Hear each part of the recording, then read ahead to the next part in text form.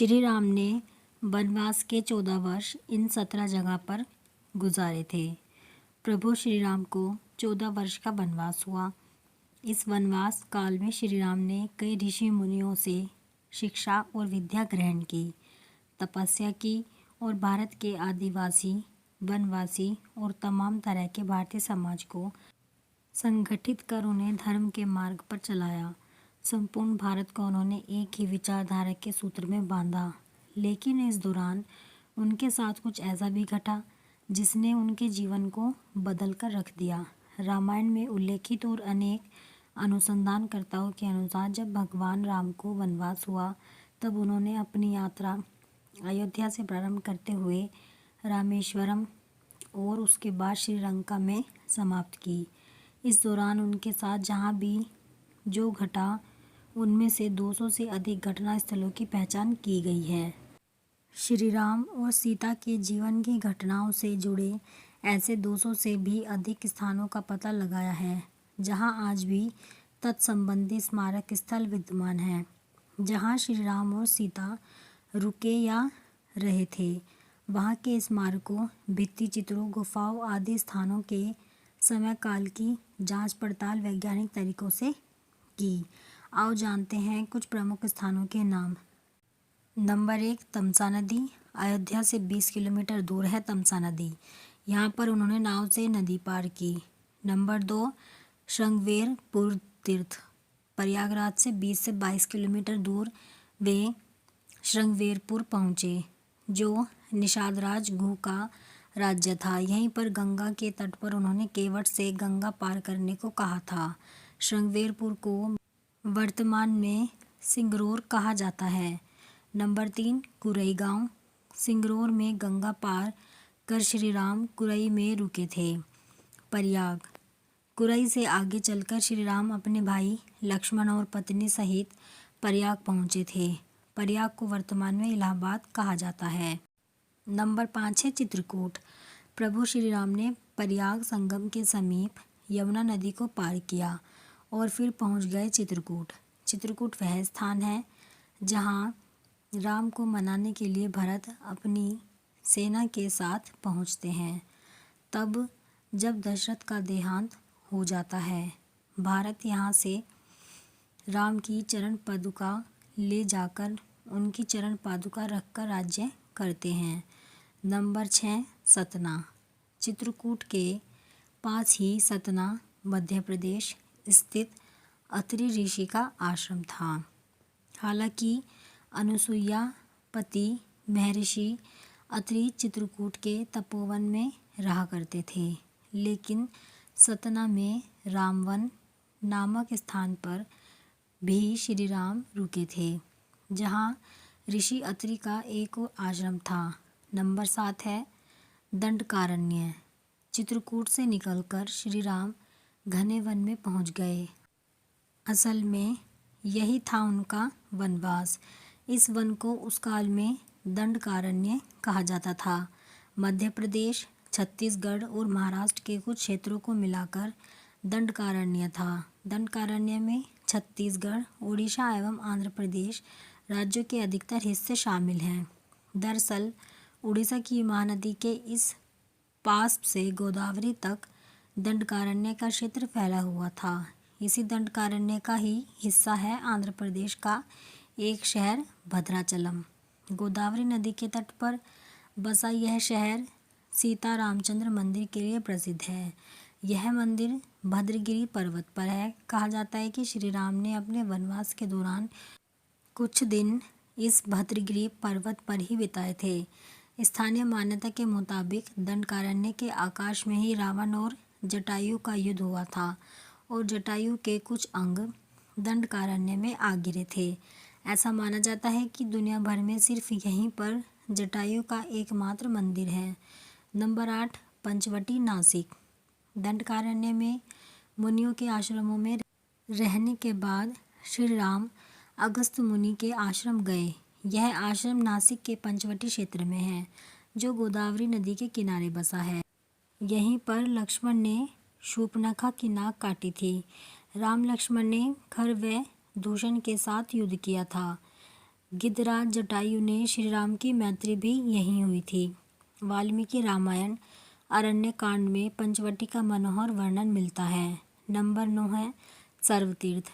नासिक क्षेत्र में शूर्पणखा, मारीचोर, खर व दूषण के वध के बाद ही रावण ने सीता का हरण किया और जटायु का भी वध किया था, जिसकी स्मृति नासिक से 56 किलोमीटर दूर ताकेड़ गांव में सर्वतीर्थ नामक स्थान पर आज भी संरक्षित है।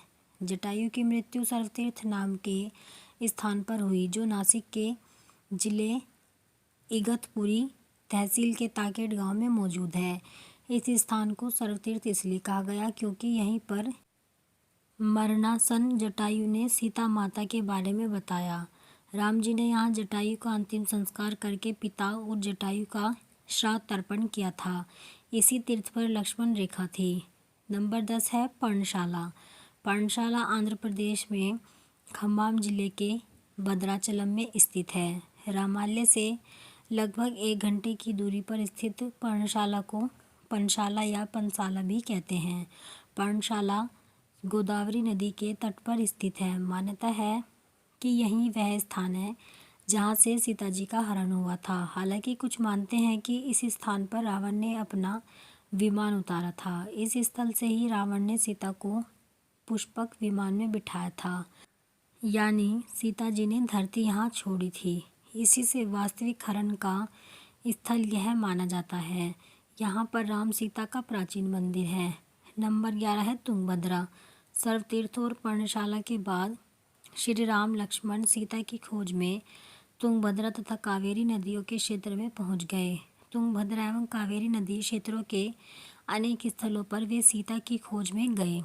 नंबर 12 शबरी का आश्रम। तुंगभद्रा और कावेरी नदी को पार करते हुए राम और लक्ष्मण चले सीता की खोज में। जटायु और कबंध से मिलने के पश्चात वे ऋष्यमुख पर्वत पहुँचे। रास्ते में वे पंपा नदी के पास शबरी आश्रम भी गए, जो आजकल केरल में स्थित है। शबरी जाति से भीलनी थी और उनका नाम था शर्मणा।